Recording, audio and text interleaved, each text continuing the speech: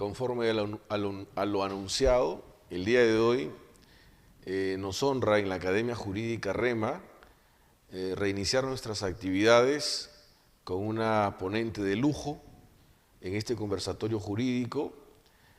Somos Academia Jurídica REMA y el día de hoy nos complace tener presente a la doctora Mercedes Herrera Guerrero. Doctora Mercedes, buenas noches. ¿Se encuentra presente? Buenas noches, Eliu. Buenas noches, Alejandro. Muchas gracias por la invitación y bueno, lista para empezar cuando ustedes me indiquen Bien, buenas con noches, Alejandro. esta conferencia o con Bien, este conversatorio. conversatorio, en efecto. Sí. Alejandro, buenas noches. Buenas noches, Liu. Buenas noches, doctora. Un gusto poder conocerla a través, por lo menos, de este medio y con la expectativa de poder escucharla y de aprender algo también el día de hoy y compartir algunas experiencias.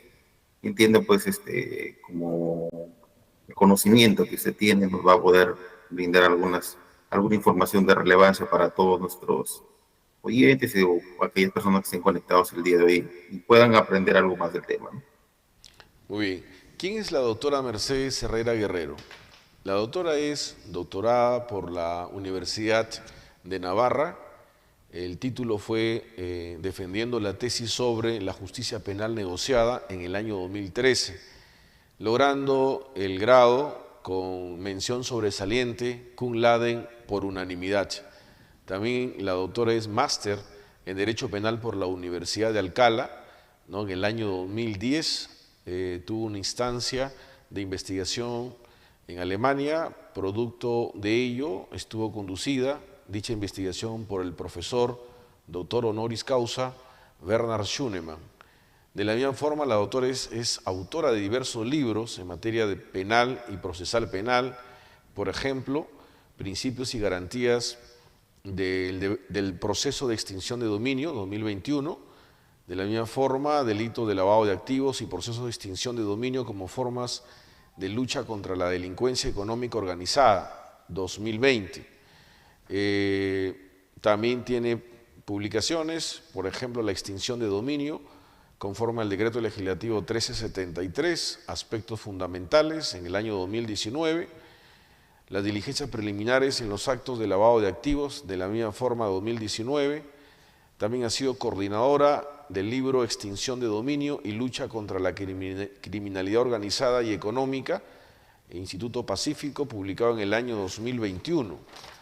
Asimismo, es docente en la Academia de la Magistratura en los cursos sobre crimen organizado, lavado de activos, extinción de dominio y es expositora en diversos cursos especializados en materia de extinción de dominio. Desde el año 2018 es socia del estudio Mendoza y Herrera, en el cual se encuentra patrocinando diversos casos vinculados al derecho penal de empresa, delitos contra la administración pública, delitos societarios, patrimoniales, lavado de activos, delitos tributarios, entre otros. Una persona profesional que conoce la temática y el día de hoy nos va a ilustrar sobre el tema que es las últimas modificaciones sobre el proceso de extinción de dominio a la luz de esta reciente sentencia vinculante del Tribunal Constitucional emitida en el expediente 0008 del año 2024. Estimada doctora Mercedes Herrera, por favor, ilústrenos. Muy buenas tardes y muchas gracias. Efectivamente, tenemos en nuestro ordenamiento la figura de la extinción de dominio desde el año 2018 y 2019, la cual fue incorporada ciertamente de un modo un poco apresurado, ¿no? Porque no se hicieron las evaluaciones, los estudios, para comparar si esa figura que la hemos tomado del ordenamiento colombiano se adecuaba totalmente a nuestro ordenamiento o si se podían hacer algunas modificaciones. Por ejemplo, también se tomó una redacción ciertamente antigua de la normativa de extinción colombiana. Así, a la fecha, cuando se archiva una indagación patrimonial, el decreto legislativo 1373 establece que de oficio se eleva al superior. O sea, una elevación en consulta que es automática y que en la legislación colombiana ya ha sido superada. Entonces, hay muchas cuestiones que se incorporaron en esta normativa de la extinción de dominio, que desde mi perspectiva como especialista es necesaria, es útil para combatir precisamente los efectos, ganancias del delito, y eso no está en discusión, me parece, pero sí la forma en cómo se vino aplicando el decreto legislativo 1373, ¿no? No solamente los problemas a nivel normativo, perdón, pero hay un eco, y hay, si se puede eliminar el eco de alguna manera, no solamente los problemas normativos, sino fundamentalmente los problemas en la práctica, ¿no? Porque en la práctica se dieron muchas situaciones arbitrarias, ¿no? Muchas situaciones en las cuales no se estaba respetando el derecho fundamental a la propiedad. Y una de las cuestiones que siempre he señalado en todos los espacios de intercambio en los que he podido participar es un dato del Instituto Basel, ¿no? Que el 80% de los casos, y en algunos distritos judiciales hasta el 90% de los casos de extinción, no se referían a efectos, ganancias que supuestamente venían de las actividades ilícitas, sino en ese porcentaje tan alto, 80 o 90%, se estaban afectando bienes lícitos que supuestamente habían sido instrumentalizados. Y ahí creo que hemos visto el reportaje del dueño de la empresa Flores, contando que le habían extinguido 2 vehículos solo porque su conductor introdujo cigarrillos que supuestamente configuraban una acción de contrabando. Pero como ese ejemplo, tenemos en la práctica, o hemos tenido muchos casos, ¿no? Dueños de embarcaciones, que de pronto sus patrones de lancha se llevaban la embarcación y ingresaban mercadería, o en este caso peces, por debajo del tamaño administrativamente regulado, y entonces al final se les afectaba extinguiendo su propiedad. Incluso los bancos fueron afectados, ¿no? Porque en vehículos que se habían dado en leasing, al final estos vehículos eran afectados y se extinguía el bien en contra del banco y obviamente quien había suscrito un contrato de arrendamiento financiero, afectando de esta manera el tráfico económico, el tráfico jurídico. Entonces, este tipo de arbitrariedades se dieron en la práctica de manera muy frecuente, ¿no? Y esto llevó a una serie de reacciones. Y lógicamente también se afectó a los terceros de buena fe, ¿no? A las empresas, a los empresarios, de tal manera que esa finalidad con la que surgió la extinción de dominio de lucha contra la criminalidad, los efectos, ganancias, no se vio reflejada en la práctica. Seguramente en algunos casos sí se dio, pero en un gran porcentaje se terminaron afectando bienes lícitos. Se convirtió la norma en una norma recaudatoria, confiscatoria. En mi experiencia también como abogada, era imposible ganar un caso de extinción de dominio porque en el sistema se dio algo bastante peculiar, que el doctor Jean-Paul Taboada, como ex integrante de una sala de extinción de dominio, le denomina la ideologización del sistema de extinción de dominio. Se dio un fuerte componente ideológico y una consigna de luchar contra el patrimonio criminal o instrumentalizado prácticamente a cualquier precio. Y eso dio lugar a toda una serie de abusos, ¿no? Bastante grandes, como los ejemplos que menciono, ¿no? De vehículos, sobre todo vehículos, embarcaciones, donde se introdujeron pitahayas, caballitos de mar, y que por esa razón eran extinguidos, ¿no? Casos en donde no se usó adecuadamente la extinción de dominio, porque hay que tener en cuenta algo. La extinción de dominio, si bien es una figura que tiene una inspiración anglosajona, como tal la hemos tomado del ordenamiento colombiano, ¿no? Y en Latinoamérica se ha diseñado la ley modelo de extinción de dominio, pero la legitimación de esta institución todavía está por construirse, ¿no? Y es muy poco lo que a nivel sustantivo se conoce sobre la extinción de dominio, porque así como en el ámbito penal tenemos la imputación, a nivel de extinción de dominio se tiene que manejar una atribución objetiva y subjetiva del bien, en relación al bien, ¿no? Si cómo se ha ejercido la propiedad, si se ha ejercido de manera correcta o no. Pero este análisis ha estado ausente en todos esos ejemplos que antes he mencionado, sobre todo referidos a la causal de instrumentos del delito, ¿no? Donde se terminó afectando a auténticos propietarios, ¿no? Y donde se aplicó de manera incorrecta la extinción de dominio. Y en esos casos se ve que tanto los criterios objetivos como subjetivos de la extinción de dominio no se han aplicado. Entonces, hemos tenido un sistema en el cual la ley no era la mejor, ¿no?, ni la más moderna, no había sido correctamente estudiada, y además los operadores jurídicos incurrieron en diversos errores, ¿no?, por no decir arbitrariedades también, evidentemente. Entonces, eso conllevó en la práctica a que surgieran también reacciones frente a ello, y una de ellas fue la demanda de inconstitucionalidad, y otra reacción fue la ley también, ¿no? Y en esas reacciones también vemos que el sistema, que ya cité antes al doctor Jean-Paul Taboada, ideologizado, no reaccionaba frente a los defectos, a las falencias que se presentaban en el sistema. Por ejemplo, hace varios años, cuando capacité a los fiscales de extinción de dominio a nivel nacional, ellos ya asumían que el término actividad ilícita se refería a cualquier ilícito, ya sea civil, administrativo, no necesariamente penal, ¿no? Y a pesar de exponer las razones por las cuales eso no es posible, ni es conforme a las convenciones, ni a la ley modelo, tanto los fiscales como jueces de extinción de dominio terminaron consolidando ese punto de vista, ¿no? Entonces, uno de los problemas que se ha dado en el sistema de extinción es que se cerró toda oportunidad de diálogo, incluso llegaron a vetarnos, ¿no?, a vetar como capacitadores de los jueces y fiscales a quienes no pensaban como ellos, ¿no? Esa característica de ideologización fue tan fuerte que impidió cualquier cambio, y al final esa situación, esa postura tan cerrada por parte del sistema ha tenido una reacción que ha perjudicado el mismo sistema de extinción de dominio, porque tanto la sentencia del Tribunal Constitucional como la ley 32.326 no son perfectas y tienen algunas cuestiones que también se pueden objetar, pero son reacciones frente al abuso, ¿no? Bien, habiendo establecido ese marco general y también con base a la praxis y a los casos que he visto, ahora sí vamos a comentar puntualmente cuáles son los cambios que ha introducido la ley 32.326 y también la sentencia, ¿no? La ley 32.326, que es de mayo de este año, entre otras cosas, lo que hace es establecer que el proceso de extinción de dominio no tiene una autonomía plena, sino limitada, ¿no?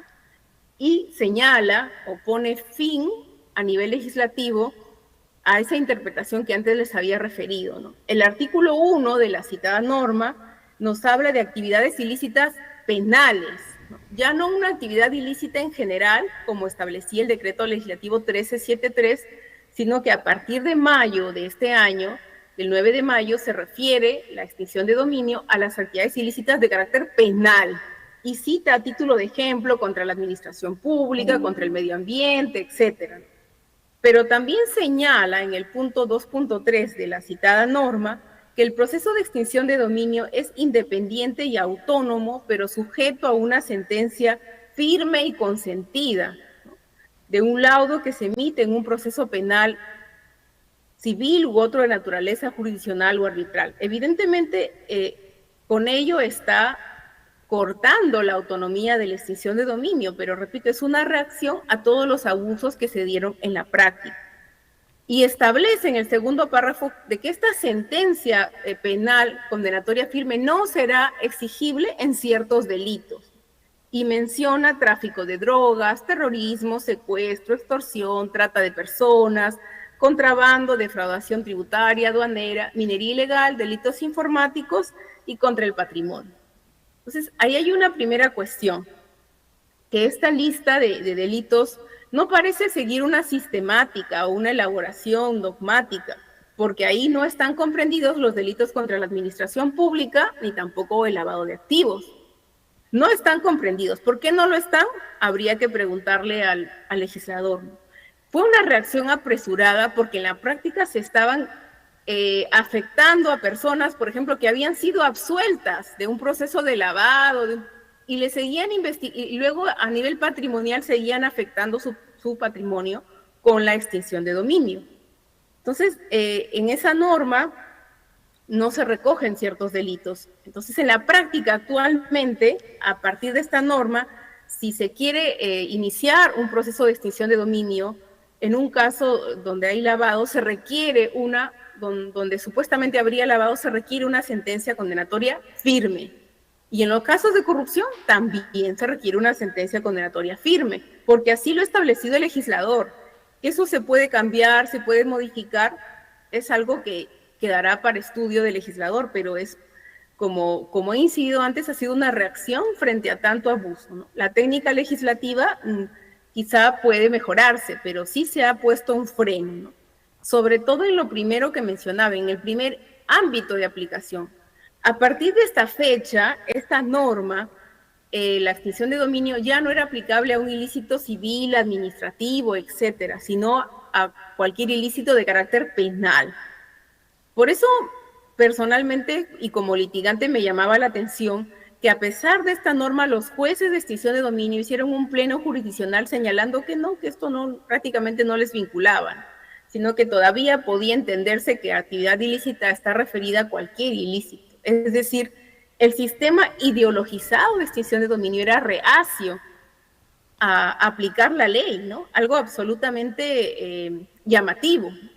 Y es porque en la práctica, y esto yo lo he vivido como abogada, el sistema de extinción de dominio durante muchos años se dio, existió, coexistió como una especie de sistema paraconstitucional, en el cual no se respetaban los derechos fundamentales. Y no me refiero solo al derecho a la propiedad, se afectó a empresas, bancos, empresarios, sino también a aspectos fundamentales como la motivación. Recuerdo una audiencia de medida cautelar donde una sala de aquí de Lima, ¿no? La sala de Lima no exigió que el auto cautelar estuviera motivado, cuando es algo muy básico a nivel penal, pero no solo penal, sino también civil. La motivación de las resoluciones judiciales no es algo propio de la jurisdicción penal, y la extinción de dominio no podría excluirse de esa exigencia, pero sin embargo, así en la práctica operaba el sistema de extinción, como un sistema paraconstitucional. O se extinguían los bienes invirtiendo la carga de la prueba, con presunción de mala fe, en fin, con una serie de distorsiones que han sido controladas o controvertidas también por la sentencia del Tribunal Constitucional.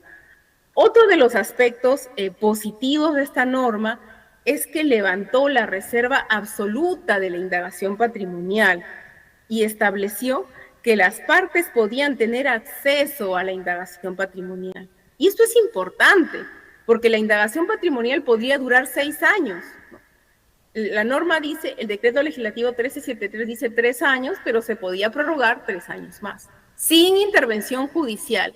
Es decir, los bienes de una persona podían ser objeto de extinción de dominio durante 6 años y esa persona no se enteraba. Y después le notificaban la demanda y tenía 30 días hábiles para contestar la demanda. ¿Eso es proporcionalidad? ¿Eso es igualdad de armas? Evidentemente no, pero esto ocurría en la práctica. Entonces, a partir de mayo ya todos los abogados nos hemos podido apersonar, pedir copias de la carpeta fiscal y poder establecer estrategias de defensa en favor de nuestros patrocinados. Porque al final no se trata de un bien que va caminando por ahí solo, como señaló el procurador en la audiencia de esta demanda de inconstitucionalidad, ¿no? Es un proceso patrimonial, no se afecta a las personas. Eso es una falacia absoluta. Evidentemente, las personas son las que ostentan derechos sobre los bienes, sea vehículos, casas, embarcaciones. Y precisamente por ello es que se tienen que respetar estos derechos, ¿no? Otra de las modificaciones, para pasar ya a la sentencia del Tribunal Constitucional y entrar al debate, es que se recoge el recurso de casación, ¿no? Porque efectivamente en la extinción de dominio no se había establecido un recurso de casación y es muy importante contar con una revisión que permita unificar criterios a nivel, digamos, supremo en todo caso, ¿no? Esto está, digamos, por implementarse o en vías de implementación, pero sin duda va a tener mucha utilidad cuando entremos frente a cuestiones controvertidas. Hay otras cuestiones que pueden ser discutibles, como por ejemplo el artículo 3, que establece que la acción de extinción de dominio prescribe a los 5 años desde que la sentencia queda firme y consentida. Pero como digo, son aspectos de técnica legislativa que sin duda se pueden mejorar. Pero que esta norma vino a digamos, hacer frente a esas arbitrariedades, algunas de ellas, no a todas, sí, efectivamente, y ha sido positivo poder acceder a la indagación patrimonial, y es positivo que se limite el ámbito de intervención de la extinción de dominio a las actividades ilícitas de carácter penal, porque cuando nace la extinción de dominio en Colombia, justo el doctor Gilmar Santander, con quien siempre he conversado, ellos usaron el término actividades ilícitas para establecer una distinción entre el ámbito penal y el ámbito de la extinción de dominio. Pero la ley modelo de extinción de dominio claramente señala actividades ilícitas, quiere decir actividades criminales, o sea, vinculadas a delitos. Porque evidentemente algo tan fuerte como la extinción de dominio, que afecta el derecho de propiedad, no puede estar referido a cualquier tipo de ilícito. Tampoco ese es el sentido de la Convención de Mérida cuando invita a explorar este tipo de figuras. Entonces, esa interpretación de los jueces y fiscales, que fue mayoritaria y duró muchos años, no tenía ningún sentido. Y más bien venía generando problemas a nivel de la actividad comercial, ¿no? Del tráfico jurídico. Bueno, esto es en líneas generales en cuanto a la ley y a los aspectos positivos, y digo, tiene algunos aspectos discutibles, sobre todo el catálogo de delitos, la limitación del carácter autónomo de la extinción de dominio, pero que es algo que también se puede discutir mucho, porque si precisamente a una persona se le absuelve en un proceso penal, eso debería tener efectos en un eventual proceso de extinción de dominio, ¿no? Porque hay una unidad en el ordenamiento jurídico, pero sin embargo en el sistema la autonomía se entendió como absoluta, como radical.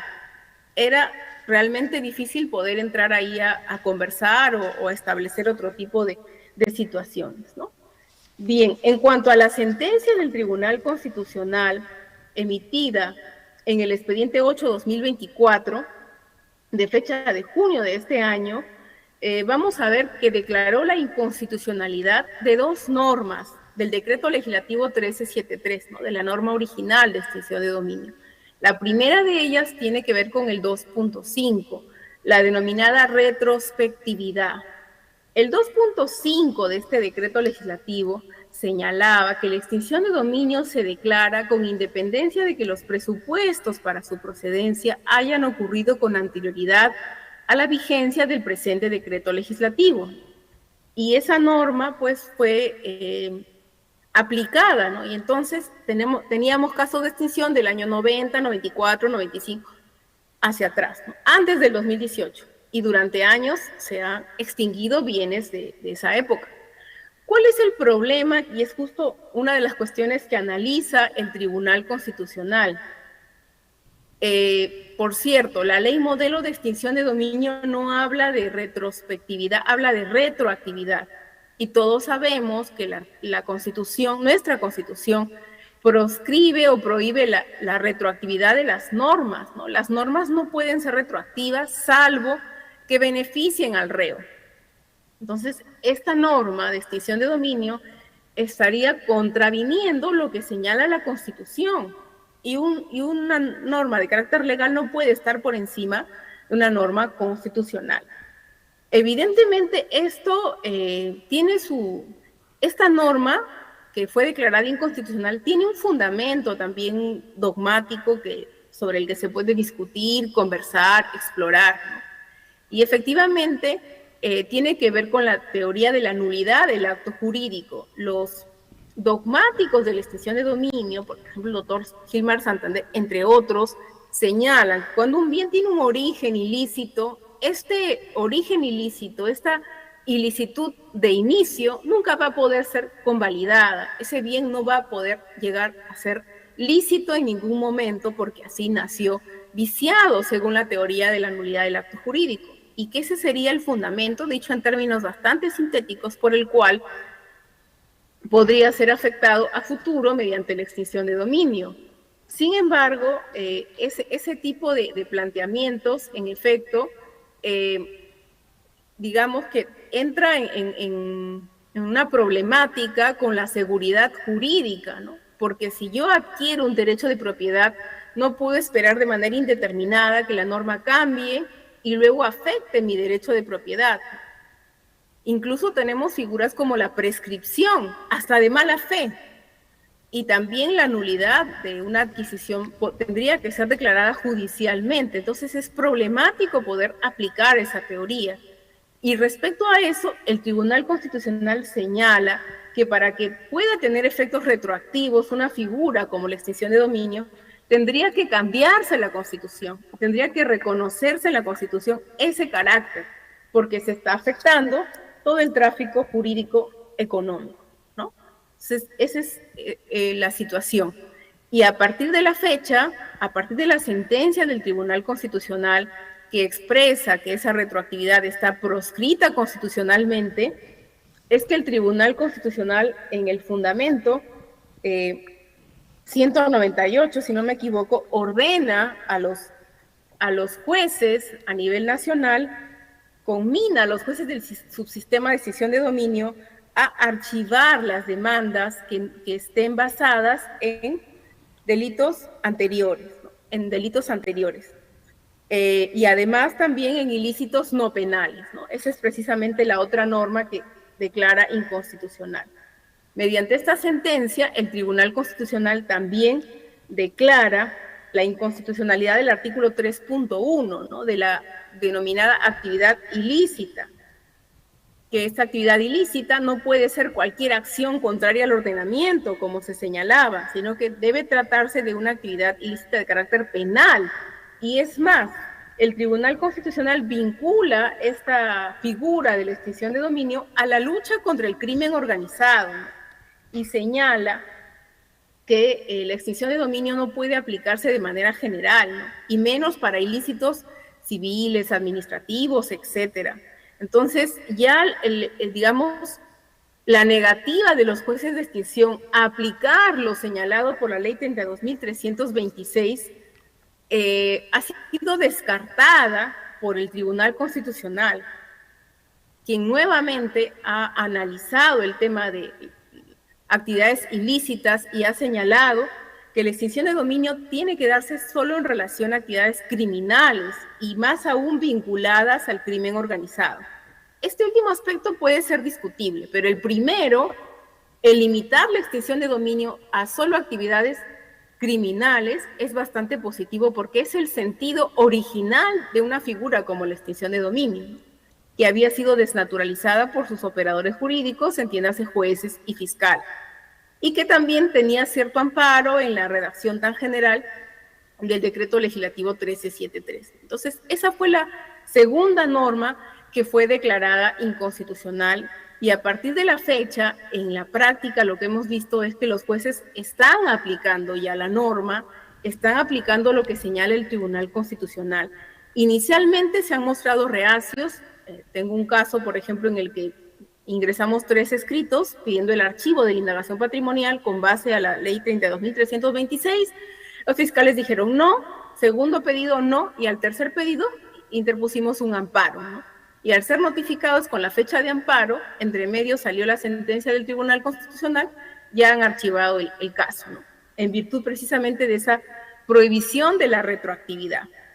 Entonces ya las salas también están empezando a aplicar la Sala de la Libertad, por ejemplo, de Arequipa, algunos juzgados, y están poniendo en práctica lo que ha señalado el Tribunal Constitucional y también la norma, aunque al inicio han sido un poco reacios, ¿no? Pero además de expulsar del ordenamiento jurídico estas dos normas del decreto legislativo 1373, también el Tribunal Constitucional ha señalado algunos criterios de interpretación general para los operadores jurídicos en el ámbito de la extinción de dominio. Y así ha señalado que la extinción de dominio no tiene una finalidad confiscatoria, no se ha hecho para recaudar dinero, porque los representantes del sistema decían, sí, tenemos tantos millones de la extinción de dominio, no tiene una finalidad recaudatoria. En segundo lugar, se proscribe, y es un llamado de atención a los operadores jurídicos, la cultura de la sospecha de la ilicitud de tu propiedad o de la instrumentalización de esta para fines ilícitos. Y se señala que se tiene que respetar en efecto el derecho del tercero de buena fe, el derecho de propiedad, ¿no? La seguridad jurídica, porque también en la práctica lo que pasaba es que no solamente aplicaban la retroactividad de la extinción, sino la retroactividad en la buena fe. el artículo 66 del reglamento del decreto legislativo 1373 regula la buena fe cualificada. Entonces, esta buena fe cualificada, que ha sido regulada en el 2019, la aplicaban a hechos del año 90, del año 2010, y eso no tiene sustento ni siquiera normativo, ¿no? O sea, estaban haciendo algo en contra de la norma, pero además haciendo algo inconstitucional. Por eso digo que el sistema ha funcionado como una rama paraconstitucional, y el Tribunal Constitucional de alguna manera lo reconoce en su sentencia, ¿no? Entonces, en estos casos aplicaban de manera retroactiva el estándar de la buena fe para una adquisición, por ejemplo, del año 92, afectando a la empresa y señalando que no se ha aprobado la buena fe del tercero. Entonces, este tipo de interpretaciones están proscritas según el Tribunal Constitucional, que se tiene que respetar, obviamente, la seguridad jurídica, ¿no? Incluso en el caso de los terceros de buena fe, probar que esta persona, no invertir la carga de la prueba como ocurría en la práctica, sino más bien probar la supuesta mala fe de la persona o de qué manera habría tenido conocimiento del uso ilícito o que esto tiene un origen, un efecto, una ganancia de carácter ilícito. Porque muchas veces en la práctica no se probaba o se establecían estándares de manera indeterminada, generando pues inseguridad jurídica. Entonces, todo ello nos lleva a que efectivamente el Tribunal Constitucional, mediante esta sentencia, ha generado estas pautas de interpretación, de corrección, ha resaltado el carácter fundamental del derecho a la propiedad y le ha dado una lección a los jueces y fiscales del sistema de cómo hay que respetar el derecho de propiedad, ¿no? Este sistema que estaba impregnado de una ideología muy fuerte. Claro, a partir de la sentencia, y con esto voy cerrando para abrirnos al debate, evidentemente muchos jueces y fiscales del sistema se van a quedar sin trabajo, si es que no lo han hecho ya, porque se ha limitado el ámbito de intervención de la extinción de dominio, ¿no? Cuando existe una sentencia penal firme, porque se ha señalado que, o se ha ordenado que se archiven los casos donde no hay anteriores, ¿no?, a la vigencia de la norma y donde no hay ilícitos de carácter penal. Entonces eso obviamente va a restringir el tamaño del sistema, pero un sistema que se había inflado de manera, digamos, innecesaria, inapropiada, ¿no?, con vulneración de derechos fundamentales. Por lo tanto, considero que si bien ni la norma es perfecta, tiene aspectos que se pueden mejorar, que se pueden discutir, o la sentencia del Tribunal Constitucional es buena en el sentido que hace lo correcto, ¿no?, expulsar normas de carácter inconstitucional, pero también tiene aspectos a mejorar. Por ejemplo, nunca ha descendido a señalar cuál es la naturaleza de la extinción de dominio, qué es la extinción de dominio, no lo ha señalado. Pero aquí quiero decir, no para justificar al Tribunal Constitucional, que también en la discusión y en la audiencia se vio que la Procuraduría o quienes defendían la extinción tampoco se pusieron a profundizar acerca de la extinción de dominio, ¿no? Su crítica, su intervención giraba acerca de otros aspectos, ¿no? Por ejemplo, se dijo mucho que no se afecta a ningún derecho fundamental. Entonces, tampoco se podía negar lo evidente, ¿no? No, el proceso versa sobre las cosas, no sobre las personas. Es un argumento totalmente falaz, porque los derechos pertenecen a alguien, ¿no? Y al final se están afectando derechos fundamentales. La propiedad es un derecho fundamental. Entonces es algo que efectivamente ha tenido que ser corregido gracias a la sentencia del Tribunal Constitucional. Todavía está en trámite otra demanda de inconstitucionalidad que ha puesto en este caso más bien la Fiscalía, ¿no?, a través de la Procuraduría, sobre la ley de 2326. No hay todavía una respuesta, pero el ámbito de la extinción de dominio no está cerrado, hay bastante debate, pero efectivamente pasó lo que me decía de manera profética el doctor Gilmar, ¿no? Decía, te están cometiendo tantos abusos que al final se va a limitar la extinción, ¿no? Y es lo que se ha venido haciendo, reaccionar frente a los abusos. Incluso recuerdo cuando salió la ley 32.326 y los jueces no la querían aplicar, ¿no? O incluso también en un inicio no querían aplicar la sentencia del Tribunal Constitucional, y los fiscales sobre todo. Y me decía, doctora, si no van a terminar en una demanda de carácter internacional, ¿no? Por vulneración de derechos fundamentales. No hemos llegado a eso porque ya se está corrigiendo, ¿no? Se están corrigiendo las distorsiones, los abusos que se han dado en el sistema. Y entonces recién a partir de estas normas, a partir de la ley 32.326 y de la sentencia del TC, es que ya los ciudadanos están consiguiendo resultados exitosos en los procesos de extinción, ¿no? Por ejemplo, nosotros también hace poco hemos conseguido que se archiven como 3 procesos de extinción, en uno de ellos por tratarse de un tercero de buena fe, que adquirió un bien de una persona que luego resulta que fue investigada por lavado, ¿no? Pero cuando lo adquirió no sabía que estaba investigada por lavado. A pesar de eso, y a pesar de haberlo señalado en la audiencia cautelar, a los jueces nunca les importó. Ahora que ha salido la sentencia del Tribunal Constitucional, han analizado la buena fe y lo han considerado, y se ha archivado el proceso porque está en indagación, y además se ha levantado la medida cautelar, ¿no? Porque otro efecto práctico es que con esta sentencia y con la norma podemos conseguir que se levanten las medidas cautelares también. Lo que podríamos preguntarnos, y quizá puede ser objeto de debate, es qué pasa con las demandas que fueron declaradas fundadas y que se confirmaron, ¿no? En esos casos, pues, se podría acudir al amparo, ¿no? Como efectivamente hay muchos amparos en trámite, el problema que tenemos con los amparos es que no siempre hay una jurisdicción especializada, y para los jueces la extinción de dominio también es algo relativamente novedoso, ¿no? Entonces no se conoce mucho y a veces pues no se le interpreta de manera correcta, ¿no? Pero bueno, ahí tenemos el derrotero de lo que ha señalado el Tribunal Constitucional y estos avances normativos. Todavía hay algunas cuestiones que modificar en el ámbito de la extinción de dominio, como he señalado algunas cosas, el tema de los plazos, 36 meses, prorrogables por 36 meses de indagación patrimonial, parece excesivo, frente a solo 30 días para contestar una posible demanda, ¿no? Que no exista control judicial. Desde hace tiempo venía conversando con una amiga, la doctora María Olaya, quien fue también jueza de extinción de dominio, y me decía, cuando yo era jueza de extinción de dominio, precisamente me cuestionaba eso. ¿Cómo puede haber un proceso sin control judicial, ¿no? Porque no existe en la extinción de dominio un juez de garantías o algo analógico. Entonces el fiscal tiene la discrecionalidad absoluta para pedir medidas cautelares, para indagar, para prorrogar el plazo, sin intervención judicial.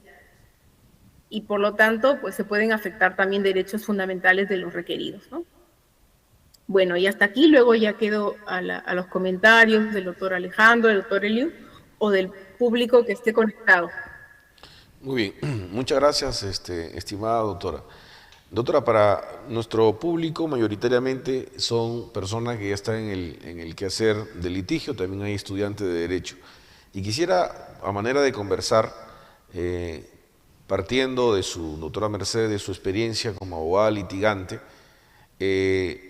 pretendo entender de la información que nos está procesando que la ley 32.326 se está aplicando a casos incluso que les alcanzó cuando estaban en trámite o a partir de su entrada en vigencia de esta ley para adelante. Le digo esto porque hay un sector de jueces y también de fiscales que, como usted sabrá perfectamente, la ley nueva, la 32.326, en una disposición final establece que se tiene que aplicar la mencionada ley para los procesos que están en trámite, o sea, los que iniciaron con anterioridad a esta ley. Y eso significaría que les tendría que alcanzar la cláusula de la existencia de una sentencia firme y ejecutoriada. Entiéndase, una sentencia de carácter penal, ¿no? Entendemos que es un injusto penal. Entonces, en esa lógica, pretendo entender, doctora, que en su experiencia como abogada, a la fecha se están aplicando, es decir, procesos que están en trámite, que no tienen una sentencia firme, deberían archivarse porque les alcanza la nueva ley 32.326. ¿Así es o tiene otra información para procesarla? Muchas gracias, doctor. Sí, efectivamente, esa es la la interpretación que se le puede dar a la norma, ¿no? Porque dice a los procesos en trámite, ¿no? Los procesos en trámite significan todos los procesos de extinción de dominio sin importar la etapa en la que se encuentran.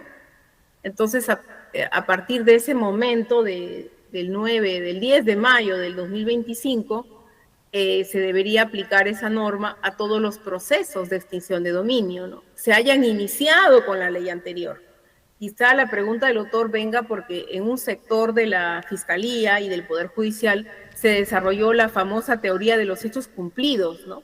Señalando que los casos que se habían iniciado con el decreto legislativo 1373 se tenían que seguir tramitando con la norma anterior, ¿no?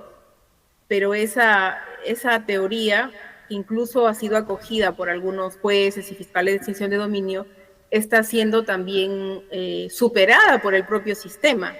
En uno de los casos que le refiero, en mi experiencia así fue, ¿no?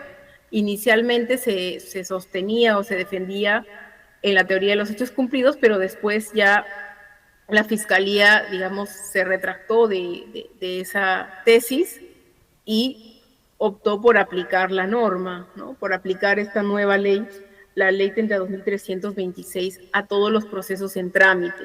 Pero bueno, podríamos hacer, digamos, un sondeo, una encuesta para ver cómo están aplicando los jueces y fiscales a nivel nacional, porque como no existe un recurso de casación, tampoco ha habido un pleno después de la norma, no, o sea, aparte del pleno que les mencioné, ¿no? No ha habido un pleno después de la sentencia del Tribunal Constitucional para unificar criterios, pero sin embargo, en las disposiciones de archivo que he podido obtener en los casos que tramitamos en el estudio, los fiscales sí están citando jurisprudencia del propio sistema, es decir, sí se están vinculando a la aplicación inmediata de esta norma.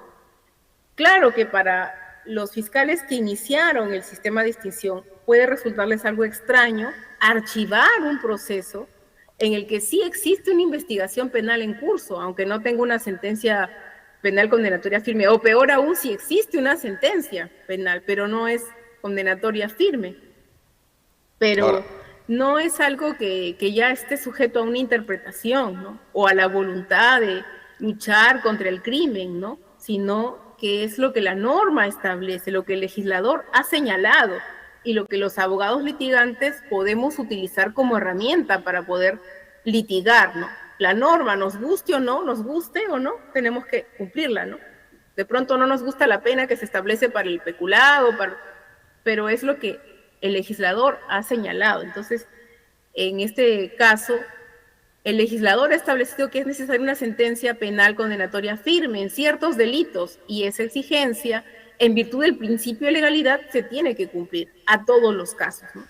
Esa es mi perspectiva, y lo que yo veo en la práctica es que se viene aplicando progresivamente, porque sí, inicialmente ha habido una resistencia y los fiscales se han aferrado a la teoría de los hechos cumplidos, o incluso señalaban, no se puede archivar porque todavía no se sabe si tiene otros procesos, ¿no?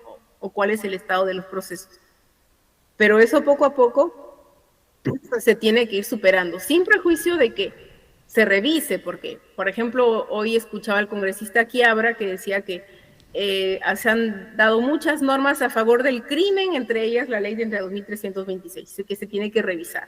Entonces,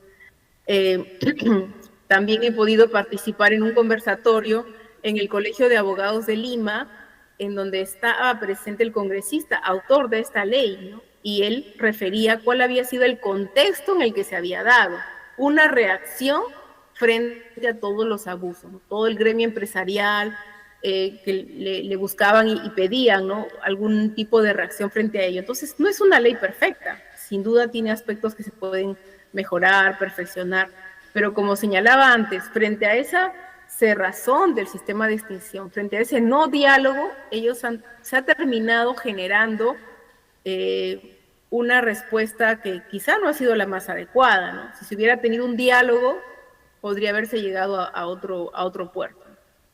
doctora, para darle paso al doctor Alejandro, solamente una parte aquí para cerrar la idea. En cierta medida podemos justificar a los fiscales que tengan cierta resistencia a la aplicación de esta nueva ley para los procesos que estuvieron en trámite, que iniciaron, sin la ley, pero que les alcanzó al momento de su vigencia. Pero lo preocupante es, quizás sea una mala suerte de nosotros, lo preocupante es ver jueces que utilizan, jueces, no fiscales, que utilizan la propia ley diciendo, yo no la voy a aplicar a la fecha, porque en la misma ley, en la parte dispositiva, dice que necesita un reglamento. Y mientras no existe un reglamento, porque le está dando el legislativo, le está dando al Congreso, al Ejecutivo que reglamente. Mientras no existe ese reglamento, entonces yo no puedo aplicar la ley. Por lo tanto, espera y continúa con tu trámite. Literal, doctora Mercedes, he leído varias sentencias, sobre todo de un determinado distrito judicial, y por un tema de ética profesional no lo vamos a decir porque es el único juez de ese distrito judicial, que se resiste a aplicarla en ese nivel. ¿Qué nos podría decir hasta ello, doctora Mercedes? Bueno, pues ese juez sigue ideologizado, ¿no? Él piensa que tiene que, algo que me comentaba el doctor Gilmar, ¿no? Un juez no puede tener como bandera la lucha contra la corrupción, porque la definición más básica de juez tiene que ver con la imparcialidad. Entonces, cuando les decía que la extinción de dominio se ha construido como un sistema paraconstitucional, es algo bastante profundo y llamativo, y peligroso también, ¿no? Porque si el juez considera que tiene como bandera la lucha contra la criminalidad y que tiene que extinguir a como dé lugar y de cualquier manera, por encima de la Constitución, del Tribunal Constitucional, de la propia norma y de los cambios legislativos, tenemos un problema, ¿no? Tenemos un juez ideologizado que va a resolver de manera totalmente arbitraria, como el caso que menciona. Ahora, frente a esas situaciones, lo que puede ayudar es interponer amparos, ¿no? Contra lo resuelto por ese juez, quejas a control interno o incluso una denuncia por prevaricato, ¿no? Todas esas acciones eventualmente han sido evaluadas. En un caso concreto, con el amparo bastó para que los fiscales en concreto archivaran el proceso, ¿no? Este proceso que les refiero, el funcionario sí tiene una condena firme, pero los hechos son anteriores a la norma. Entonces, al final, por ese argumento, han tenido que archivarlo y ahora, pues, ya habrá sustracción de la materia en el tema del amparo. Pero como se ha elevado al superior, todavía vamos a ver qué dice el fiscal superior, porque una característica también de este sistema es que no tenemos una unificación de criterios y estamos, digamos, a la suerte de cuál es el juez y fiscal que nos toca y si ya le va a hacer caso al Tribunal Constitucional o no. Es algo bastante llamativo, ¿no? En este sistema.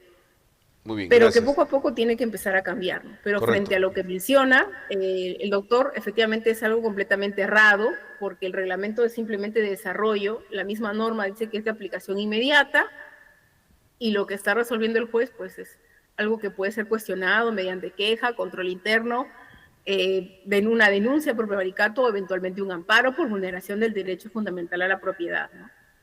Muy bien. Doctor Alejandro, algo que continuar, por favor, en este conversatorio. A todos los que nos están siguiendo pueden escribirnos en interno para poderle cruzar a la doctora Mercedes Herrera. Somos Academia Jurídica REMA.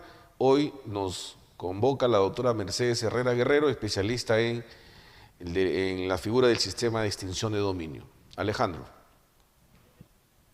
Gracias. Sí, como ya ha mencionado la doctora, pues hace algún tiempo atrás ya hemos tenido la oportunidad de ir conversando también con algunos profesionales, ¿no? Dentro de ellos también un juez de un distrito judicial donde estuvo conversando con nosotros sobre la aplicación, ¿no? Y el gran problema que siempre ha existido es lo relacionado a la instrumentalización de los bienes para la comisión de delitos, ¿no? Ahí siempre ha sido, y la parte más dura, y como usted ha indicado, incluso en porcentajes, ¿no? O sea, estamos hablando de un 80-90%, que es bastante alto, ¿no? Y eso tiene que ver mucho también con uno de los pocos jueces que en realidad he escuchado, ¿no? También expresarse libremente, a pesar de que ha sido juez superior en el sistema de extinción de dominio, como es el doctor Jean-Paul Tawada Pilco, en donde él dice, pues, o sea, lamentablemente al que lo están afectando no es al criminal de organizaciones criminales, ¿no?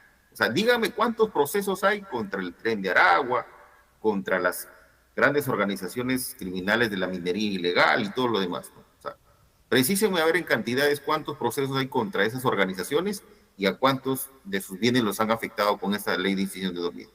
No, o sea, a quien lo están afectando es al vendedor, al comerciante, a aquella persona que lamentablemente por su misma informalidad muchas veces no tiene todo documentado y finalmente termina perdiendo su propiedad, ¿no? Y además de algunos casos que tienen que ver con el principio de la proporcionalidad, ¿no? Y temas constitucionales que tienen que ver con eso, ¿no? Y ahí le traigo a colación un caso cuando en su oportunidad quien le habla era fiscal especializado en delitos de tráfico ilícito de drogas, ¿no? Entonces yo pedí al juez, porque era una casa destinada solamente para la venta de droga, no tenía fines de vivienda ni nada por el estilo, ¿no? O sea, estaba condicionada de tal manera que les permitía a las personas dedicarse a la venta, poder desaparecerla en el caso de alguna intervención, incluso poder escaparse si es que había una intervención inmediata. Entonces yo pedí la incautación y el decomiso de este bien. Y el juez me dijo que no es proporcional, me dice. O sea, por la venta de unos cuantos, bueno, tampoco no me has demostrado acá que esto le haya generado tantas ganancias como para que haya, digamos, construir una vivienda y tengamos que quitársela, ¿no? Y no me la dio y finalmente entendí y consideré al final un poco reflexionando el tema, ¿no? O sea, bueno, entiendo que era razonable lo que el juez estaba determinando, ¿no? Pero con esta ley de extinción de dominio no es así.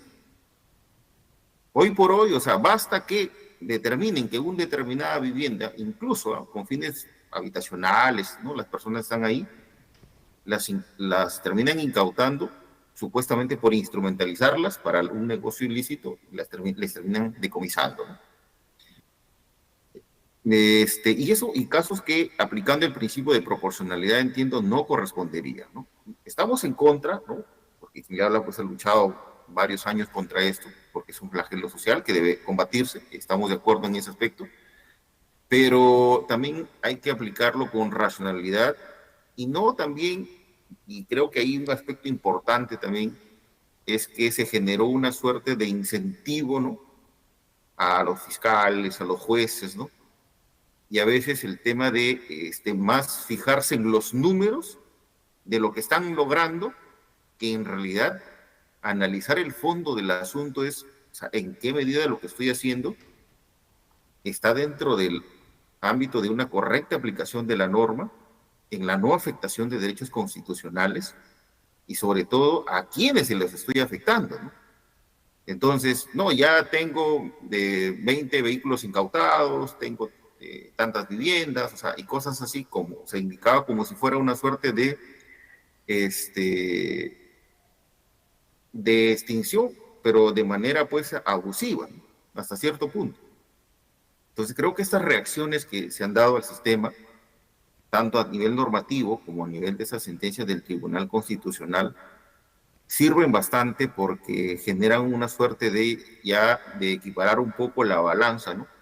Porque, como usted dice, ¿no? Era materialmente imposible a veces poder ganar este tipo de procesos con estas normas porque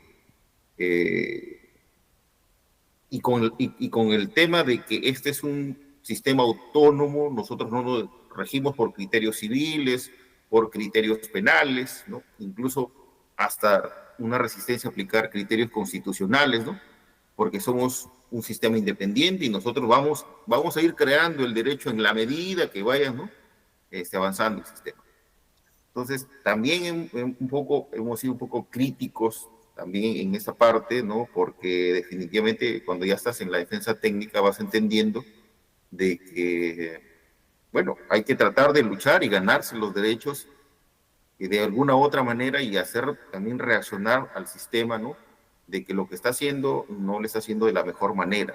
Más allá que, como le repito, estamos de acuerdo de que definitivamente el Estado, ¿no? Luche contra los flagelos pues, de la corrupción, del lavado de activos, del tema de la trata de personas, los delitos ambientales y todos los delitos que generan pues ganancias ilícitas y que se deben afectar a aquellas personas que se aprovechan digamos, para poder incrementar sus patrimonios de manera injustificada, ¿no?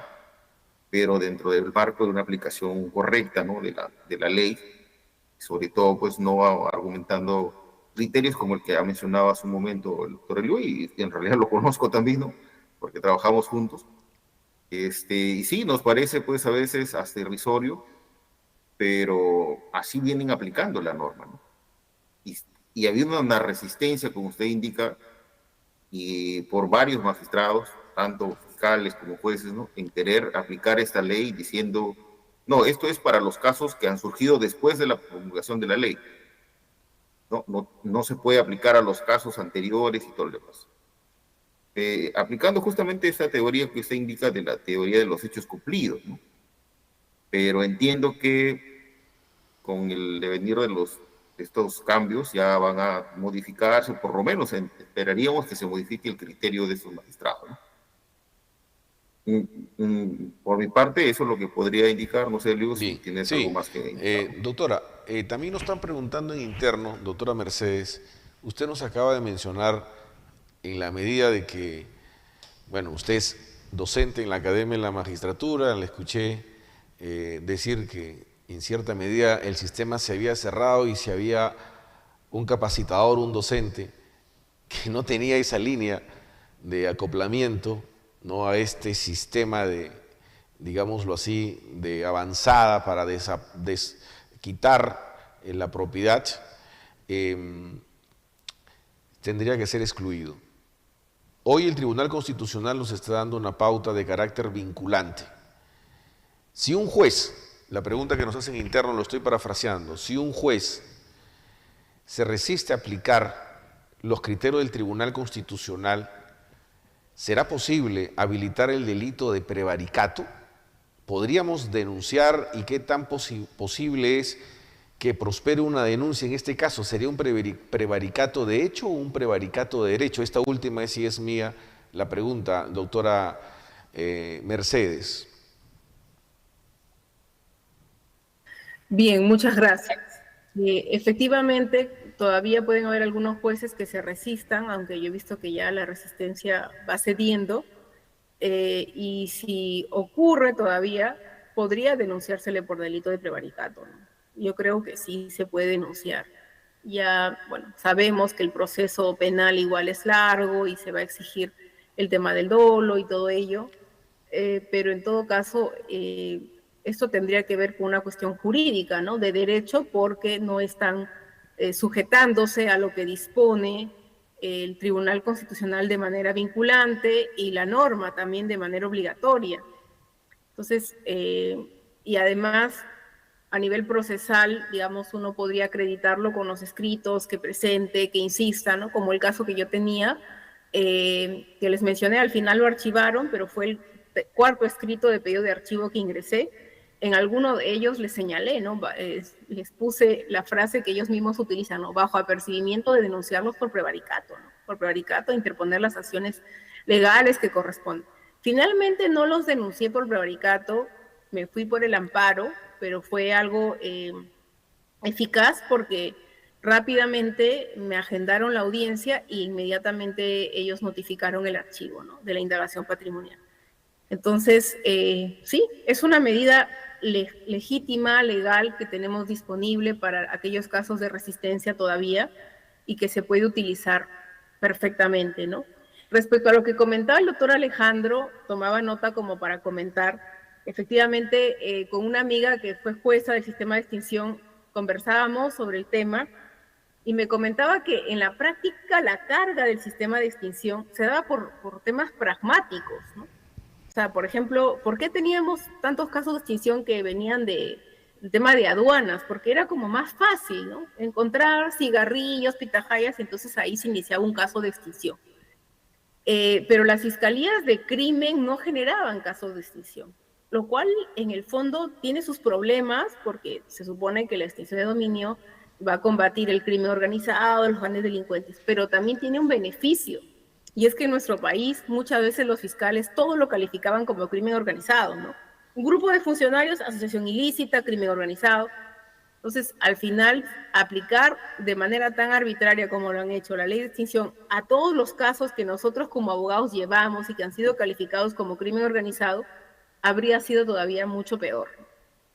Pero sí, en la práctica, como señala el doctor Alejandro, se terminó afectando a comerciantes, al sector informal, por eso el Tribunal Constitucional dice no ha nacido para combatir la informalidad, tampoco, ni mucho menos, más aún en un país como el nuestro que tiene un porcentaje tan alto de informalidad y que precisamente pues se tiene que proteger el derecho de propiedad también de estas personas y prevalecer el carácter más bien excepcional que tiene esta institución, ¿no?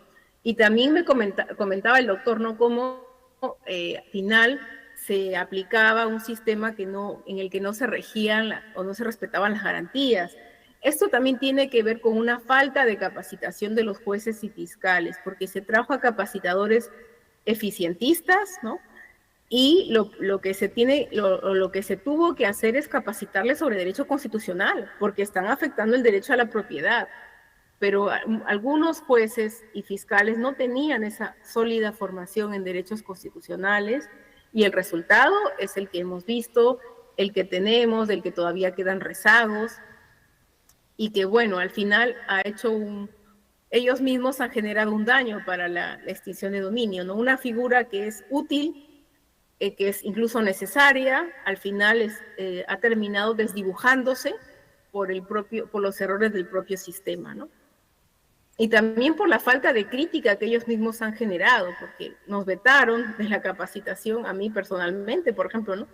Incluso al doctor Gilmar, que es el máximo experto a nivel internacional sobre extinción, fue vetado porque emitió una opinión, ¿no?, sobre un tema y simplemente fue excluido.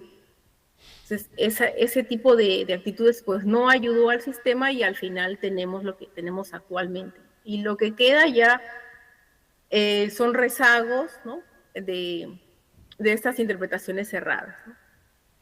Doctora, una temática ahí también para efecto de analizar. Entendemos que ya el tiempo ha ido consolidando al menos el respeto de las garantías que también alcanza el sistema de extinción de dominio. Y entendemos que a la fecha, con este pronunciamiento del Tribunal Constitucional y esta ley, la 32.326, ha cedido o en su defecto está mermando en gran manera la teoría de los hechos cumplidos, postulada por el Ministerio Público. Entonces ahora nosotros nos preguntamos, doctora, y es un tema para reflexionar, el estándar probatorio con esta nueva ley tendría que ser, para iniciar una indagación patrimonial, tendría que ostentar respecto al hecho liminar una sentencia condenatoria. Es decir, si una persona si el Ministerio Público quiere procesar a una persona, demandarla, debería iniciar una indagación patrimonial con una sentencia penal condenatoria, firme y ejecutoriada. No así con una mera sospecha, que por cierto el Tribunal Constitucional, como usted ya lo ha indicado, en esta sentencia, la 8 del 2024, que es vinculante, ha proscrito la sospecha de culpabilidad o de responsabilidad. ¿Así entendemos, doctora, o es que necesitamos seguir analizando los estándares probatorios para iniciar una indagación patrimonial? Eliu, la doctora creo que ha tenido un problema inconveniente. Se ha desconectado, me parece, ¿no? Sí. A ver, esperemos que reingrese. Bueno, mientras tanto, vamos analizando, vamos conversando. ¿Qué opinas, Alejandro? ¿Consideras tú que con esta nueva ley que acaba de salir, la 32.326, que no tiene meses de vigencia, no supera los 3 meses o 4 meses, podemos asumir que el estándar probatorio que se debatía con anterioridad con el decreto 1373 ya no es objeto de debate, sino que ahora se necesita para emprender un proceso de indagación patrimonial?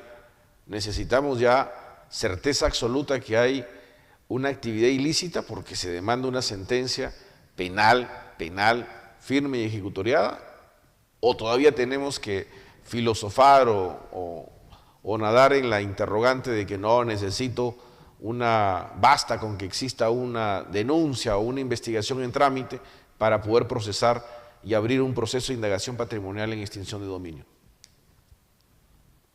Mira, yo creo que sí es correcto el punto de que sí haya una sentencia condenatoria firme, ¿no? Por cuanto el solo hecho de que todavía no se te haya aprobado una responsabilidad penal, ¿no? Implica que tú estás bajo el principio de presunción de inocencia, ¿no? Claro, se podría decir, ¿no? Ahí está la otra. Ahí está. A ver, termino la idea hasta que la otra momento puedas Sí, hacer la doctora. pregunta nuevamente. Entonces, yo considero de que sí es correcto porque si bien se le puede indicar de que no se persigue a la persona, sino a los bienes, ¿no? Y que por tanto no es necesario tener una sentencia condenatoria firme. Sin embargo, como se indicó y también lo señaló la doctora, o sea, los bienes no están en el aire, o sea, pertenecen a alguien. Y si tú le vas a afectar económicamente, o sea, lo vas a afectar el derecho a la propiedad de la persona, se entiende que es porque le has encontrado que, bueno, finalmente hay una responsabilidad en que el bien se obtuvo o de manera ilícita, o fue un instrumento del delito, o es efecto de un delito.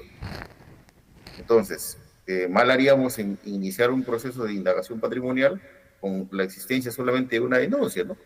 Porque como nosotros, que hemos estado del otro lado en su momento, sabemos que hay muchas denuncias que son hasta maliciosas, ¿no? Que solamente lo único que buscan es tratar de perjudicar a la otra persona con una investigación, y que finalmente, ¿no? Que también sabemos que en la práctica son raros los casos que un fiscal remita copias por calumnia o por falsa denuncia, ¿no? Porque indican, bueno, no, el ciudadano denunció y es nuestro deber investigar y por tanto, ¿no? Como no se ha determinado algún tipo de responsabilidad de la persona, se archiva el caso, tampoco la persona ha presentado un recurso de queja o algo por el estilo, entonces consideramos de que, bueno, terminó el caso y también cumplimos también nosotros, o se cumplía, ¿no? Porque hablo en tiempo pasado. Pero iniciar una indagación patrimonial, incluso sabiendo esa realidad que existe, ¿no? En el Ministerio Público, que muchas de las denuncias, ¿no? Porque no todos incluso se formalizan, sino muchas terminan en archivos. Entonces, cargaríamos aparte el sistema y no nos olvidemos que eso también es un costo para el Estado, ¿no? Pero además de eso es la afectación a la persona, porque no nos olvidemos de las medidas cautelares. O sea, en el transcurso de la indagación hay medidas cautelares como la incautación, como la inhibición, ¿no? O algunas otras medidas que restringen el derecho o, digamos, o limitan el derecho a la propiedad. Entonces, siendo así, creo que sí es correcto, ¿no? Que se haya establecido esta situación de una sentencia. Pero en todo caso, estando presente la doctora, reformúlale la pregunta. Sí. Porque se salió justamente al momento que estabas señalando para tener una opinión de la doctora, ¿no? Sí, doctora Mercedes, estábamos preguntando con fines de entender la dinámica, nos preguntamos, con la nueva ley que ha salido, la 32.326, que exige una sentencia condenatoria firme, entendemos que es una sentencia penal, ¿no? Partiendo de allí. Si esto es así, doctora Mercedes, se terminó el debate del estándar probatorio para iniciar una indagación patrimonial con la nueva ley. Es decir, hoy se necesita indefectiblemente una responsabilidad penal acreditada que haya generado una actividad ilícita.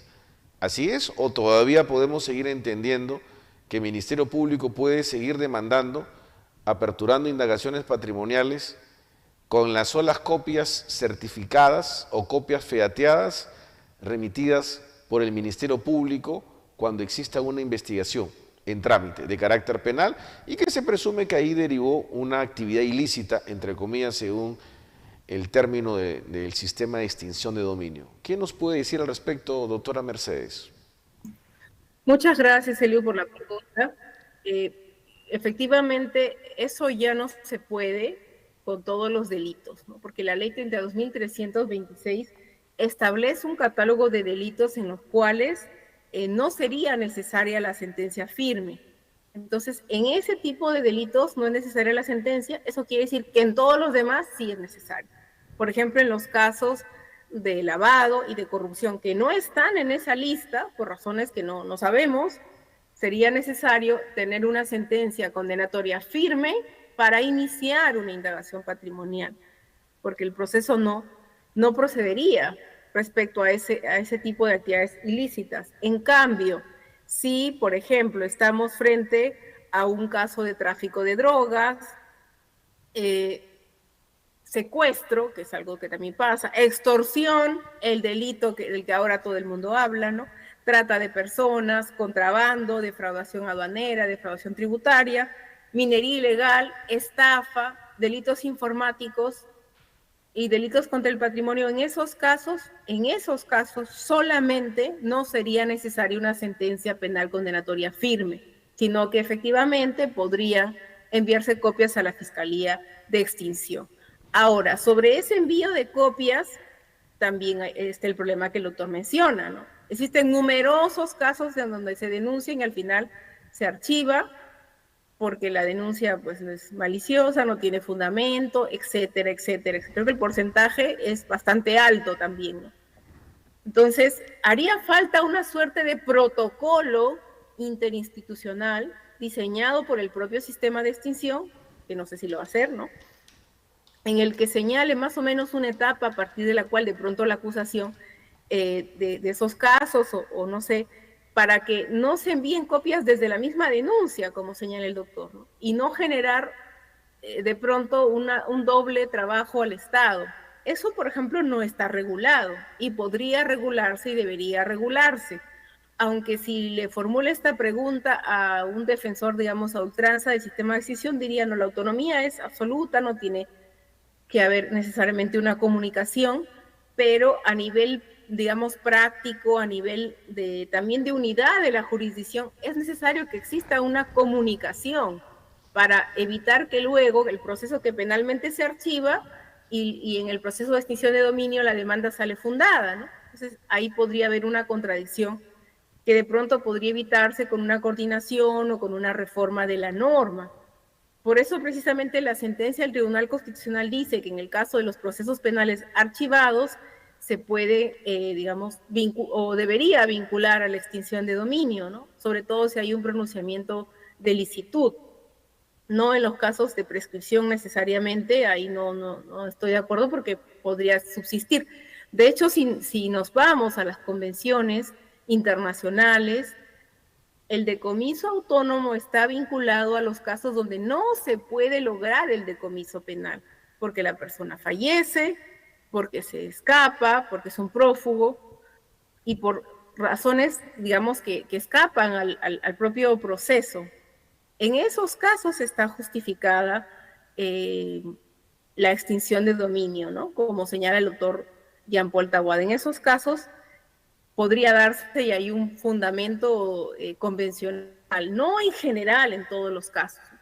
Entonces sí es necesario todavía delimitar mejor estos temas, porque si bien se ha exigido la sentencia penal condenatoria firme, no es para todos los delitos. Entonces el problema todavía se va a dar en relación a ese catálogo que al parecer al azar el legislador estableció y que no incluye delitos como lavado y como corrupción de funcionarios, y que también pues tampoco incluye los últimos delitos que ha ido incorporando el legislador esta semana a raíz de las extorsiones, ¿no? El terrorismo urbano, entre comillas, ¿no? En principio tampoco lo incluye, ¿no? Entonces no estaría comprendido. Debe haber un criterio un poco más técnico, más preciso. Doctora, en interno nos hacen dos preguntas. La primera, ¿por qué es incorrecto aplicar la teoría de los hechos cumplidos? Nos pregunta, ¿no? un colega, ¿por qué sería incorrecto aplicar la teoría de los hechos cumplidos? Luego pasamos a la segunda pregunta, que materia de reflexión. podríamos entender, doctora, que los hechos cumplidos, la teoría de los hechos cumplidos, tendría ya, digámoslo así, una afirmación de que es incorrecta su aplicación en el mundo operativo del Sistema Especial de Extinción de Dominio, o todavía hay algunos atisbos de que sí es legítima. Es una pregunta que nos hace un seguidor en redes. Bien, la teoría de los hechos cumplidos ha sido defendida por algunas salas, algunos jueces en el sistema, pero poco a poco también ya la han ido, digamos, descartando, ¿no? Porque evidentemente, ¿por qué es incorrecta? Podríamos dar aquí muchas razones de carácter dogmático, sin embargo, no es la finalidad tampoco de este conversatorio, pero algo muy práctico es la vulneración del principio de igualdad, ¿no? Y la contravención de la aplicación inmediata de la norma, porque si se aplicara esta teoría de los hechos cumplidos que defendía la Fiscalía, esto quiere decir que tendríamos un mismo caso con una norma desfavorable, que sería el decreto legislativo 1373, frente a una norma actual vigente, que es la ley 32.326, que es una norma más favorable. Y eso significaría una afectación al principio de igualdad, que es un principio de rango constitucional. Además, también no estamos hablando de un derecho fundamental por parte del Ministerio Público, ¿no? Pero sí estamos hablando del derecho fundamental a la propiedad. Entonces, a mí esa me parece una razón bastante esclarecedora de por qué esta teoría no tendría mayor asidero, ¿no? La norma, además, la ley 32.326, establece que es de aplicación, que todas las modificaciones son aplicables a los procesos de extinción de dominio en trámite, ¿no? Sin importar la etapa procesal en la que se encuentren. Entonces, la propia norma establece esta aplicación. Podríamos discutir de pronto la naturaleza de la norma, si es procesal, si es sustantiva, pero la extinción de dominio tiene tanto aspectos sustantivos como procesales. Como sabemos por teoría general del proceso, las normas procesales son de aplicación inmediata, pero las normas sustantivas pueden aplicarse también retroactivamente cuando son favorables al afectado. Y en este caso, las disposiciones sustantivas que esta norma contiene son favorables a los requeridos. Por lo tanto, las que deberían aplicarse por ser más favorables, ¿no? Si se tuviera una aplicación de o una tramitación de las causas que iniciaron con el decreto legislativo 1373 y luego con esta norma, estaríamos frente a una especie de dos ordenamientos paralelos que coexisten, ¿no? Y que terminan afectando la igualdad como principio constitucional. Bueno, lo que he visto en la práctica es que esta teoría ya se ha ido también dejando de lado, ¿no? Inicialmente se defendió con mucha fuerza, pero luego fue, digamos, abandonada, sobre todo a partir de la sentencia del Tribunal Constitucional. Y bueno, no sabría decirle, doctor, qué piensan todos los jueces y fiscales de extinción de dominio del país, pero vemos que el sistema va retrocediendo, ¿no? Y va respetando la ley y lo resuelto por el Tribunal Constitucional también. Muy bien, doctora, una segunda pregunta que nos hace el usuario sería la siguiente respecto a la sentencia.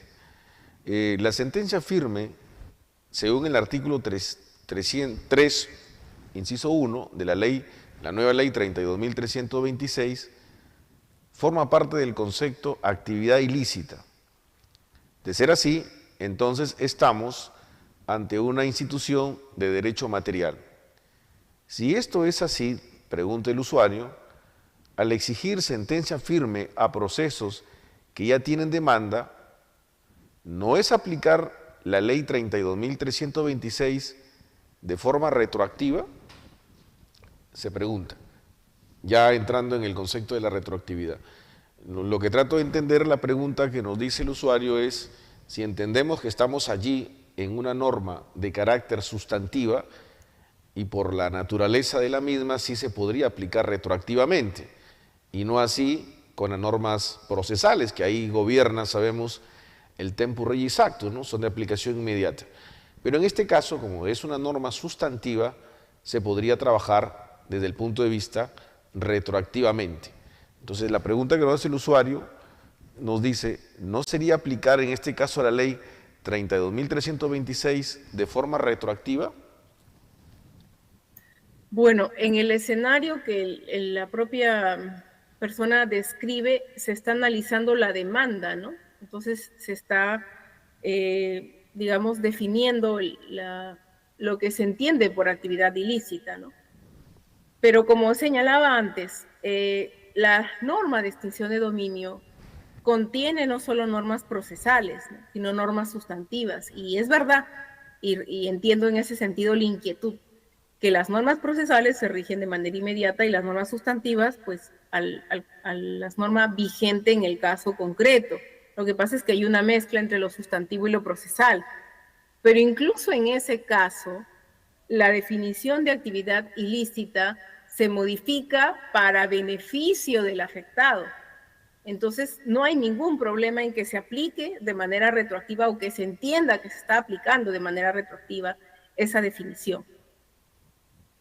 Eso no tiene ningún problema constitucional, porque no está proscrita la aplicación retroactiva de una norma, siempre y cuando sea favorable a la persona afectada, ¿no? En cambio, sí está prohibido lo contrario. Claro, entonces entendemos, por ejemplo, entenderíamos si tenemos una sentencia condenatoria, ¿no?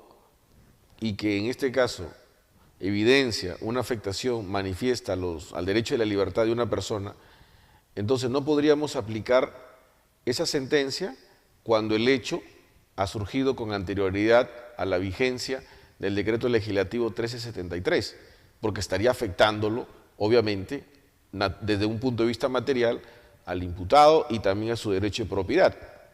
Entendemos que eso sería lo correcto. Correcto, doctor. Y esa es la teoría que finalmente ya el Ministerio Público ha acogido.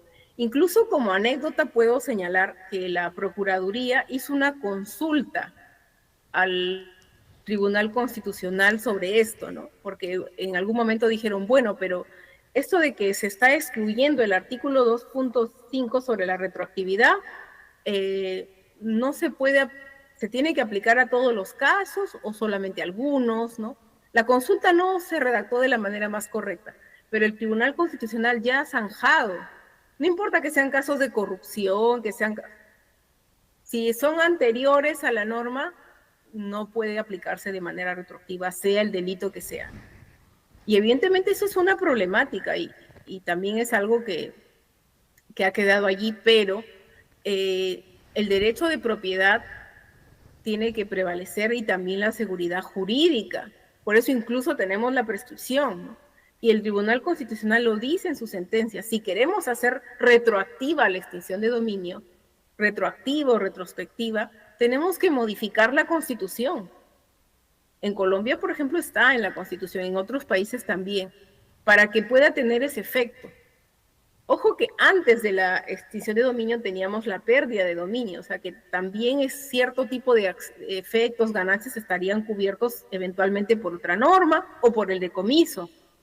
Pero efectivamente cuando la Fiscalía salió a decir se van a caer algunos casos de corrupción, puede ser que en la práctica eso también haya pasado, pero es precisamente porque el Tribunal Constitucional ha hecho prevalecer una norma constitucional, que es la prohibición de la retroactividad, sobre una norma de carácter simplemente legal, ¿no?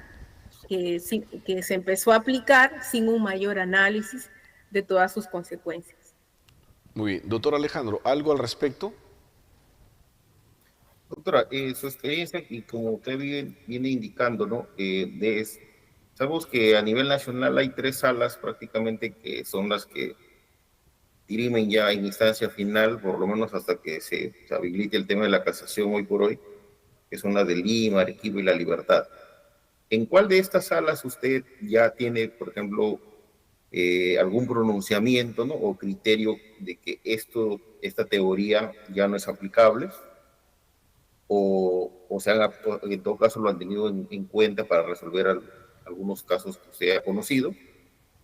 o si esto todavía no ha llegado a alguna de estas salas, de repente que usted tenga conocimiento, y no sabe cuál es el pronunciamiento que han tenido al respecto. En un caso reciente, la Fiscalía archiva la indagación patrimonial y cita jurisprudencia del sistema de la Sala de la Libertad y de Arequipa, hasta donde recuerdo, de esas dos salas, ¿no? Hasta donde recuerdo es de esas dos salas, ¿no? Pero no me extrañaría que la de Lima también esté digamos, corrigiendo ciertos criterios. Y también he visto que ha habido un cambio de conformación de algunos juzgados y salas, ¿no? Puede ser a raíz de estos pronunciamientos, de estos cambios que han habido. Bueno, yo por mi parte, la doctora creo que ha sido bastante Sí. clara en los aspectos que ha tratado. Sí. Doctora, Así con que, fines de poder complementar lo que dice el doctor Alejandro, y con eso estaríamos terminando, para los que nos están siguiendo, a efecto de poder tener algunos pronunciamientos de las salas, porque a veces de los juzgados creo que es un poco más resistente el cambio, ¿no? Pero las salas, por ejemplo, con respecto a la aplicación de la sentencia del Tribunal Constitucional vinculante, la 8/2024, le compartimos algunos pronunciamientos. Por ejemplo, el auto de apelación 89/2025 Tacna, que ha sido plasmado en la resolución número 5 del año 2025, de fecha 22 de septiembre del año en curso, o sea, tiene unos meses, que ha sido emitida en el expediente 41/2021 sobre el sistema de extinción de dominio. En el fundamento jurídico 4.1 se aplica de manera concreta el criterio del Tribunal Constitucional y establece en el caso concreto que no se puede aplicar de manera retroactiva el decreto legislativo 1373, solo a partir de la fecha del 2 de febrero del año 2019 hacia adelante. Si los hechos fueron antes del 2 de febrero del año 2019, no podría aplicarse. Segundo pronunciamiento, la sentencia de apelación que ha sido plasmada en la resolución número 11 de fecha 21 de agosto del año 2025, que ha sido vinculado al caso 54/2025, correspondiente al Distrito Fiscal del Santa. En este caso, la Sala de la Libertad, en el fundamento jurídico 8.3, de la misma forma aplicó, ¿no?, la sentencia del Tribunal Constitucional en el expediente 8/2024 y estableció de la misma forma que no se puede aplicar retroactivamente el decreto legislativo 1373 si no fuera desde 2 de febrero del 2019 hacia adelante. En el mismo sentido, la sentencia de apelación en la resolución número 9, plasmado en este caso en el expediente o en el caso 260/2024, la Sala de la Libertad, en el fundamento jurídico 8.9, de la misma forma aplica la sentencia del Tribunal Constitucional. Estas tres resoluciones de las salas, ¿no?, han declarado nula las resoluciones de los juzgados de primera instancia y habilitaron obviamente la aplicación retroactiva del beneficio de los demandados, ¿no?, siempre y cuando obviamente tutelando el derecho a la propiedad. Dejo constancia también por eticidad de que estas resoluciones han sido presentadas por un colega que está y que me ha pedido en reserva su identidad, pero nos alcanzaron esto porque son prácticamente del diario y son frescas, acaban de salir y que están marcando ya un precedente en la aplicación del Tribunal Constitucional y subsecuentemente, ¿no?, incluso me permite, doctora, lo que usted está diciendo, doctora, en la sentencia de apelación, la 9 del expediente 260, dice, dejando constancia de que los justiciables, advirtiendo, si no se les da eco a su demanda por la aplicación retroactiva, pueden acudir vía demanda de amparo, ¿no? Y eso sería prácticamente crónica de una sentencia fundada, declarando nulo todo. Entonces, ¿qué razón tiene de seguir castigando con medidas cautelares y con sentencias, expropiando la propiedad de los justiciables, cuando ya el Tribunal Constitucional ya marcó la pauta, ¿no? Eso es importante, ¿no? a tener en cuenta, doctora Mercedes Herrera. Algo que nos pueda decir finalmente, doctora Herrera, al respecto para terminar esta sesión. Por favor. Bueno, como vemos, ya las salas, que son los órganos superiores, vienen aplicando sin mayor reticencia lo resuelto por el Tribunal Constitucional, ¿no? Lo que todavía falta, y yo veo en la práctica, es que los fiscales no están plenamente convencidos de ello, ¿no? O sea, algunos fiscales de extinción de dominio siguen intentando mantener su medida cautelar en el caso, aunque no se den todas las condiciones que legislativamente se prevén, ¿no? Todavía el cambio a nivel del Ministerio Público es más pesado, ¿no? Más difícil, más aún que, como sabemos, los archivos son elevados en consulta, ¿no? Y las fiscalías superiores todavía no han tenido un pronunciamiento al respecto, ¿no? La fiscalía termina siendo un órgano duro en estos temas y ha sido, digamos, la principal opositora a todo tipo de reforma, a lo señalado por el Tribunal Constitucional. Y no nos olvidemos que pues, la Fiscalía de Extinción tiene un papel protagónico en estos casos, ¿no? El fiscal superior, por ejemplo. Entonces, esperamos, eso es algo que todavía está por constatarse en la práctica, que las fiscalías superiores también se allanen a los criterios que ya los órganos jurisdiccionales han establecido. Como no existe una especie de juez de garantías, no existe un control directo, sino a través del amparo. El problema que yo veo con el amparo es que los jueces civiles no conocen el sistema de extinción y eso puede llevar, pues, que a veces no necesariamente resuelvan de la manera más correcta, ¿no? Pero lo positivo es que ya los órganos jurisdiccionales están acatando estos fallos y esperamos que ya a nivel fiscal esto también se vea reflejado próximamente en la práctica, ¿no? En el litigio diario y en una corrección de criterios por parte del Ministerio Público. Y eso, muchísimas gracias por la invitación.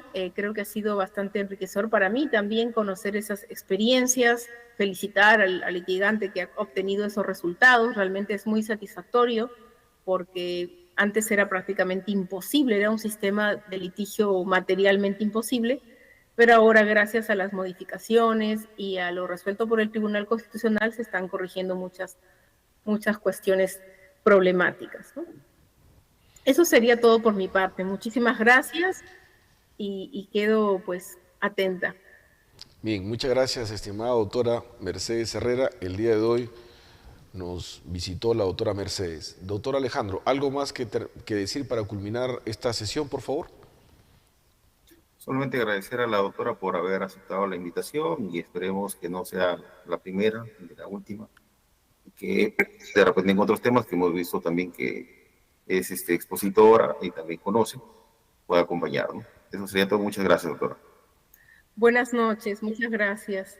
Muy bien, buenas noches. Hasta aquí el día de hoy la Academia Jurídica REMA con la doctora Mercedes Herrera Guerrero como temática últimas modificaciones del proceso especial de extinción de dominio a la luz de la sentencia vinculante del Tribunal Constitucional en el expediente 8/2024.